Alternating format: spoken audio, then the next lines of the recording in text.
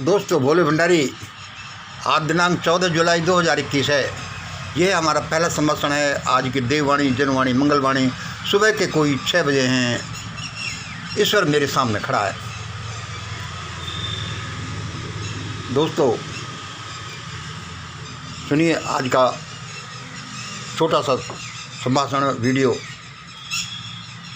जल्दी सुन लो इस आवाज़ को, जल्दी सुन लो इस आवाज़ को, आने वाले हाहाकार को।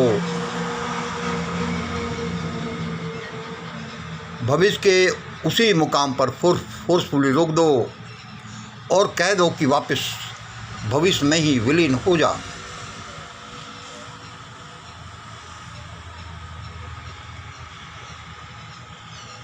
जल्दी सुन लो इस आवाज़ को और आने वाले हाहाकार से कह दो,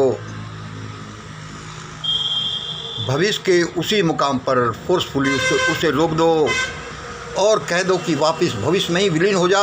भारत में मता वह हाहाकार। तुम कहोगे कि भाई वह क्या हाहाकार है। हाहाकार तो चल ही रहा है, अभी हाहाकार तो शुरू नहीं हुआ।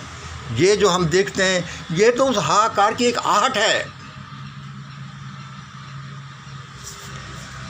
देखिए, कल शाम का जो हम अपना भाषण पढ़ रहे थे उसमें थोड़े हमारा मनोबल डाउन हो रहा था। अब थोड़ा सा अप हुआ है। ये दूसरा नंबर देखिए। मानव पुत्र यह काम कर सकता है, कुछ भी काम कर सकता है, बशर्ते कि वह जागे तो सही। वह कहीं भी किसी हाहाकार को ही नहीं, वह ऊपर से गिरे हुए शिलाखंडों को भी वहीं रोक सकता है। मानव पुत्र यह काम कर सकता है बशर्ते कि वह जागे तो सही।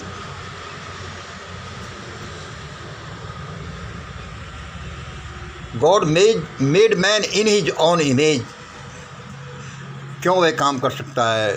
Because man is capable, because God made man in his own image. चौथा वाक्य सुनिए। उस हाहाकार का क्या नाम है? उस हाहाकार का क्या नाम है? हम उस हाहाकार का आपको नाम बताते हैं। अरे भाई, इतने तो हाहाकार आ रहे हैं भाई। 370 आ गया, यूएपी आ गया, सीए आ गया, 3 किसानी बिल आ गया, प्राइवेटाइजेशन आ गया, और ये आ गया और कोरोना आ गया, और भाई भूखमरी आ गई और रोजगार चला गया। ये हाहाकार नहीं दिख रहा आपको? दोस्तों, वह हाहाकार नहीं है। ये सारे तो उस हाहाकार के सिग्नल्स हैं, उस हाहाकार की पूर्व सूचना है, क्योंकि उस हाहाकार का नाम है भयानक नरसंहार। यह भूख और ये 370 और यूएपीएसीए, 3 किसानी बिल, ये तो उस चीज़ को बताते हैं कि यह आ रहा है लोगों। यद्यपि मुझे ये कहने में बड़ा संकोच सा हो रहा है, लेकिन सत्य है जो सत्य है, कम से कम मेरे अनुसार। उस हाहाकार को वहीं रोक दो, उस नरसंहार को वहीं रोक दो जिसके द्वार पर भारत खड़ा है, और जो भारत के द्वार पर खड़ा है एंट्री पाने के लिए। 5 नंबर छोटा सा। कौन कौन प्रभावित होंगे उससे? कौन कौन प्रभावित होंगे उससे? उससे पूरा देश तहस नहस हो जाएगा। SC ST, लोअर OBC, अपर OBC, सवर्ण लोग, पूरे लोग तबाह हो जाएंगे। ऐसे हो जाएंगे जैसे कि इराक, ईरान, सीरिया में कि खंडहर भवन देखें, ऊंची ऊंची अट्टालिकाएँ देखी। नहीं देखी हो तो अभी गूगल में सर्च करके देखना। कौन कौन प्रभावित होंगे उससे? उसमें सबका कचूमर निकल जाएगा। इसलिए उसे रोको, और आदमी ये काम कर सकता है because God made man in his own image.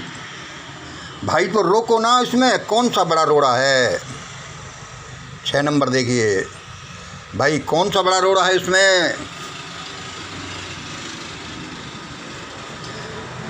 इसमें सबसे बड़ा रोड़ा है हमारे भारतीय दिमाग का अस्त व्यस्त हो जाना,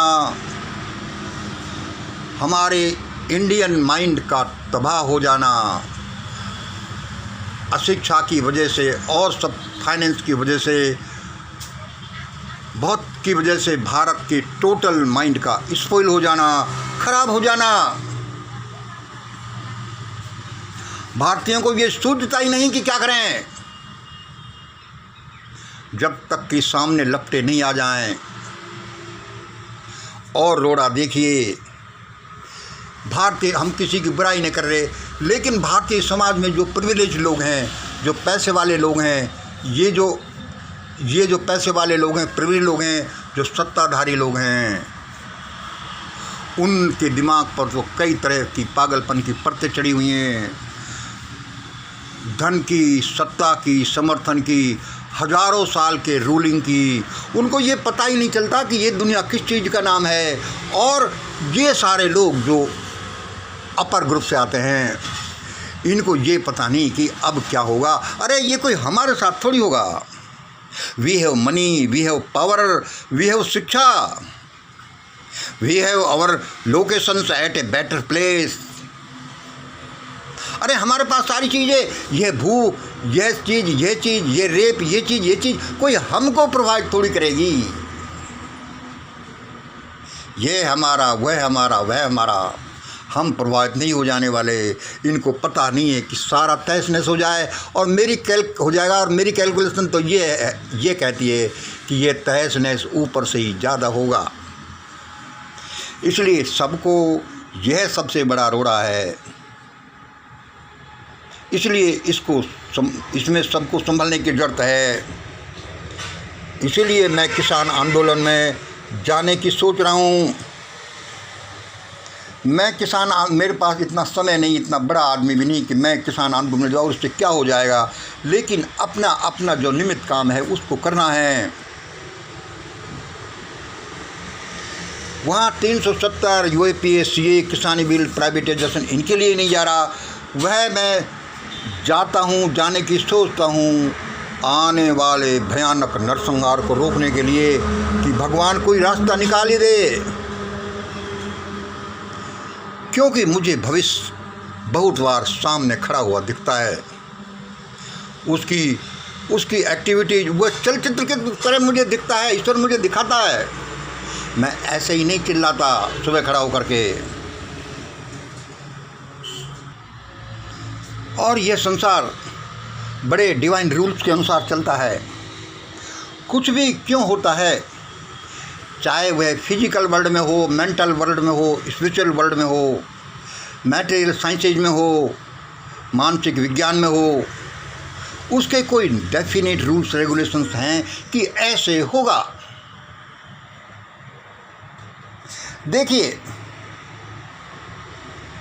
देखिए ईवीएम होने के बाद ही 370 यूएपीए, सीए, 3 किसानी बिल, प्राइवेटाइजेशन और ये भयानक सरकारी लूटपाट हुई। ये क्यों हुई? कि अरे जब लोग इसमें नहीं आ सकते, ईवीएम पुलवा में नहीं आ सकते, तो इनमें ये क्या आएंगे? ये ऐसा ही है जैसे कि कोई गुंडा किसी लड़की का हाथ पकड़ ले और ये उसका चेक करना हुआ, देखो कि रिएक्शन क्या होती है। और यदि उस लड़की की तरफ से क्या क्या रिएक्शन हो सकती है, वह उसके भाई आ सकते हैं और उसको जान से मार सकते हैं। उसके भाई पुलिस में रिपोर्ट दर्ज करा सकते हैं। उसके भाई बंद कुछ भी कर सकते हैं। और यदि यह रिएक्शन ये हो कि वह कुछ भी नहीं कहे, वह डर जाए, तो वह गुंडा क्या करेगा? इसकी सम्मति है या मेरे लिए रास्ता है कि अब कुछ भी करो, और वह आगे बढ़ेगा, भयानकता आएगा। इसलिए मैं अपने किसान भाइयों को समझाता रहता हूँ कि देखो, आपका किसानी बिल इसलिए आया, सीए इसलिए आया, यूएपी इसलिए आया, 370 इसलिए आया, प्राइवेट इसलिए आ रहा है कि ईवीएम पर, पुलवामा पर देश खड़ा नहीं हुआ। मतलब ईवीएम पुलवामा की ये ब्रांचेज हैं, ब्रांचेज, इस तने की ये ब्रांचेज हैं कि जिससे ये निकला। आज यदि हम फेल हो गए, किसानी आंदोलन में फेल हो गए, हमने ढंग से नहीं संभाला, तो देखना भारत में जो ये चुनाव जो चल रहे हैं, ये नाम मात्र के स्टंटबाजी होकर रह जाएंगे। पहले से स्टंटबाजी हैं और भी रह जाएगी। और इसका भटकना कुछ एंगल में ही भटकना शुरू होगा। भयानक लूटपाट में, बलात्कार में, नरसंहार में, भयानक पलायन में, डिवीज़न में, और पता नहीं क्या क्या होगा। इसलिए मैं लोगों से कहता हूँ कि खड़े हो जाओ, जाग जाओ, अपने बच्चों को बचाओ। और ये जो आज हम देख रहे हैं, और जो हम ये आज देख रहे हैं, इससे यह निकला और इसका परिणाम है यह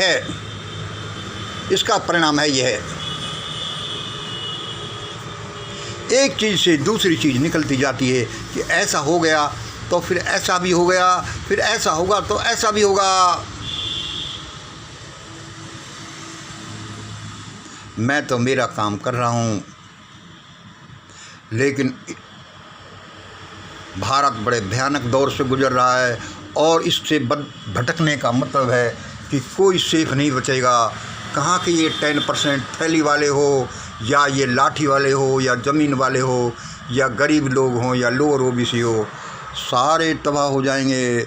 ऐसी परिस्थितियाँ बनेंगी, पुलिस और मिलिट्री से भी संभलेगा नहीं।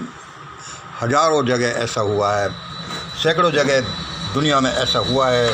भयानक हालातों में कचूमर निकल गया। हालातें तो ऐसी कहती हैं कि हम इस स्टेज से गुजरेंगे, लेकिन उससे कितना गुजरते हैं। यदि बहुत भयानकता आई तो हम कहीं के नहीं रहेंगे। अभी उसकी जो आहटों को देखकर हम संभल गए तो बड़ा अच्छा रहेगा। इसलिए मैं लोगों को कहता रहता हूँ कि भाई चेत जाओ।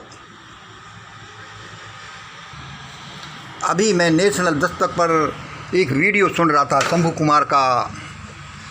वे कह रहे थे, आप भी इसे सुनिए, कि हमारा प्रिविलेज ग्रुप है, हमारे जो सीनियर भाई बंधे हैं, ये कर तो रहे हैं, लेकिन ये इसका अर्थ नहीं जानते कि आज जो ये कर रहे हैं उसका रिवर्स ऑर्डर आएगा तब क्या होगा।